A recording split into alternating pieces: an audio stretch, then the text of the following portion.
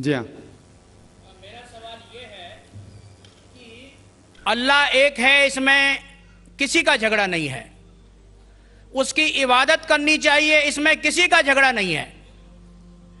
جھگڑا ہے life style کا، جھگڑا ہے کلچر کا، سنسکرتی کا، اور ہر مذہب اپنی سنسکرتی کو اللہ سے جوڑتا ہے کہ اللہ یہ کہہ رہا ہے۔ کیا اللہ ٹائم پر نئی نئی باتیں کہتا ہے، یا پرانے ٹائم میں جو کچھ کہہ دیا گیا ہے وہی سچ ہے، یا آگے فیوچر میں کچھ اور نئی باتیں بھی کہے گا؟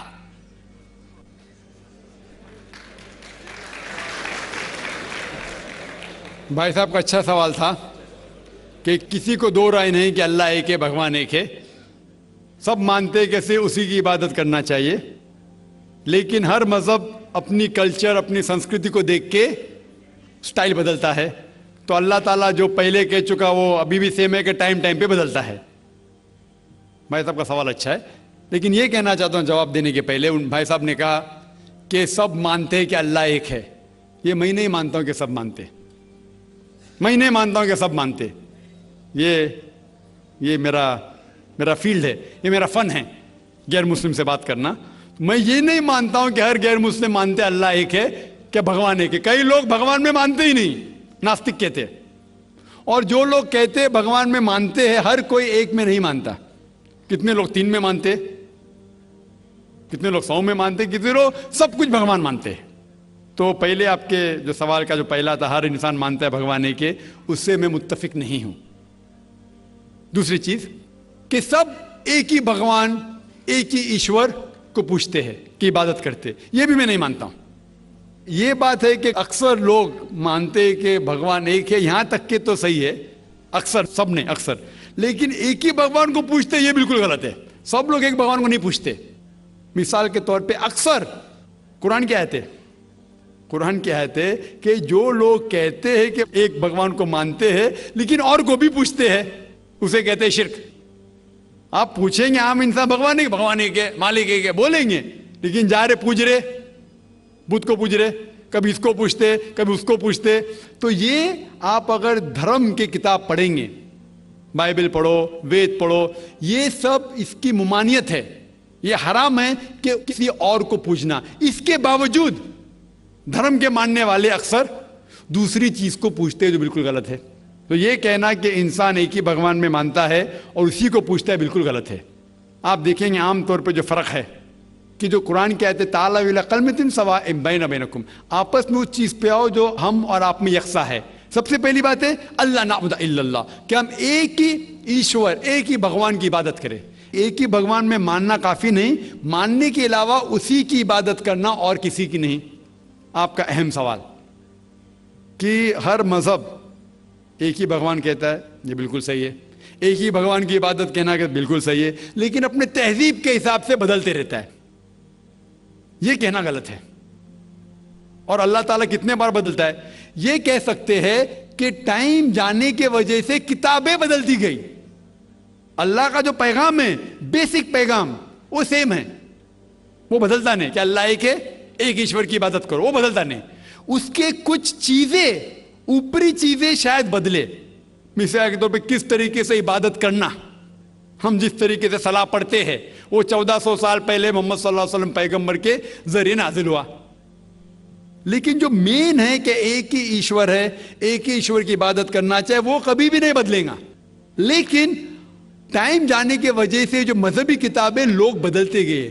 اللہ تعالیٰ فرماتے قرآن میں سورہ بقرہ میں سورہ نمبر 2 آیت نمبر 79، فَوَيْلٌ لِّلَّذِينَ يَكْتُبُونَ الْكِتَابَ بِأَيْدِيهِمْ ثُمَّ يَقُولُونَ هَٰذَا مِنْ عِندِ اللَّهِ لِيَشْتَرُوا بِهِ ثَمَنًا قَلِيلًا فَوَيْلٌ لَّهُم مِّمَّا كَتَبَتْ أَيْدِيهِمْ وَوَيْلٌ لَّهُم مِّمَّا يَكْسِبُونَ۔ اس کی معنی ہے کہ لعنت ہے وہ لوگ پہ جو لوگ کتاب اپنے ہاتھ سے لکھتے ہیں اور کہتے ہیں اللہ کی طرف سے ہے۔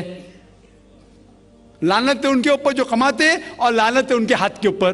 تو اللہ تعالیٰ فرماتے ہیں کہ کتابیں بدلی گئی ہے۔ تو جتنے مذہبی کتابیں ہیں آج کی تاریخ میں، ساری قرآن مجید کو چھوڑ کے، ولیم مور ایک کرٹک ہے، اسلام کے خلاف کتاب لکھتا ہے، بہت شدت سے اسلام کے خلاف ہے، ان نے لکھی تھی 200 سال پہلے کہ شاید ایک ہی مذہبی کتاب ہے جو پوری پاک ہے 1200 سال تک کے، وہ ہے قرآن. تو ایک ہی کتاب جو محفوظ ہے. کیوں؟ اللہ سبحانہ و تعالیٰ کہتے ہیں قرآن میں سورہ ہجر میں سورہ نمبر 15 آیت نمبر 9 میں کہ میں نے قرآن نازل کیا ہے اور میں اس کی حفاظت کروں گا. جتنے پہلے کتابیں آئے وہ وقت کے حساب سے بدل دیے، اور اللہ سبحانہ و تعالیٰ نے اسے محفوظ رکھنے کی ضرورت سمجھا ہی نہیں. کیوں؟ کیونکہ جتنے پیغمبر محمد صلی اللہ علیہ وسلم کے پہلے آئے وہ پیغمبر صرف اپنی قوم کے لیے آئے اور کچھ وقت کے لیے آئے، تا قیامت تک نہیں. عیسیٰ علیہ السلام صرف یہود کے لیے آئے، موسیٰ علیہ السلام اس وقت کے لیے آئے. جتنے پیغمبر آئے اپنی قوم کے لیے آئے اور کچھ محدود وقت کے لیے آئے، ایک قوم کے لیے آئے. لیکن محمد صلی اللہ علیہ وسلم آخری پیغمبر صرف مسلم یا صرف عربوں کے لیے نہیں آئے، ساری انسانیت کے لیے آئے. اور جو کلام ان کے ذریعے نازل ہوا اللہ سبحانہ قرآن، وہ صرف مسلم کے لیے نہیں اور صرف اس وقت کے لیے، وہ ساری انسانیت کے لیے اور تا قیامت تک ہے. تو کیونکہ یہ کتاب محفوظ رکھنے والی کتاب ہے، یہ کتاب کبھی نہیں بدلیں گی، یہ آخری ہے. اور اللہ تعالیٰ فرماتے ہیں سورہ مائدہ میں سورہ نمبر 5 آیت نمبر 3 میں کہ میں نے انسانوں کے لیے اسلام چنا اور ان کے لیے یہ مذہب سب سے بہترین مذہب چنا، اور یہ مکمل ہو گیا. اس کے بعد کچھ چیز نئی نہیں آئیں گی اور کچھ چیز نکالی نہیں جا سکتی. تو پہلے جتنے کتابیں آئے، جتنے نازل ہوئے اللہ تعالیٰ کے، وہ بدلتے گئے کیونکہ اسے محفوظ رکھنے کی ضرورت تھی نہیں، کیونکہ وہ پیغام پورا مکمل پیغام تا قیامت تک تھا ہی نہیں. لیکن آخری پیغمبر محمد صلی اللہ علیہ وسلم 1400 سال پہلے آئے، ان کا جو پیغام ہے اور جو کتاب نازل کی گئی قرآن، وہ تا قیامت تک ہونے والی تھی، اسی لیے اسے محفوظ رکھا گیا ہے. تو اللہ سبحانہ و تعالیٰ نے 1400 سال پہلے سمجھے کہ یہ وقت ہی صحیح ہے کہ انسانیت اس درجے پہ پہنچ گئی کہ وہ قرآن کو سمجھ سکے. آپ مجھے پوچھیں گے کہ قرآن پہلے کیوں نازل کیا، 1400 سال پہلے کیوں کیا، 10,000 سال پہلے کیوں نہیں کیا؟ تو میں کہوں گا کہ اللہ تعالیٰ ہمارا خالق ہے، وہ جانتا ہے کہ انسان کب کس چیز سمجھ سکے. مثال تو میرا بیٹا کہیں گا کہ مجھے ڈاکٹر بننے کا ڈائریکٹ میڈیکل کالج میں ڈالو، میں بولوں گا پہلے 10th کرو، اسکول جاؤ، پھر کالج جاؤ، پھر میڈیکل کالج جاؤ. تو اسی طریقے سے اللہ سبحانہ و تعالیٰ ہمارے خالق ہے، وہ جانتے تھے کہ یہ 1400 سال پہلے انسان اس درجے پہ پہنچے کہ وہ قرآن کو سمجھ سکے، اور انہوں نے نازل کیا.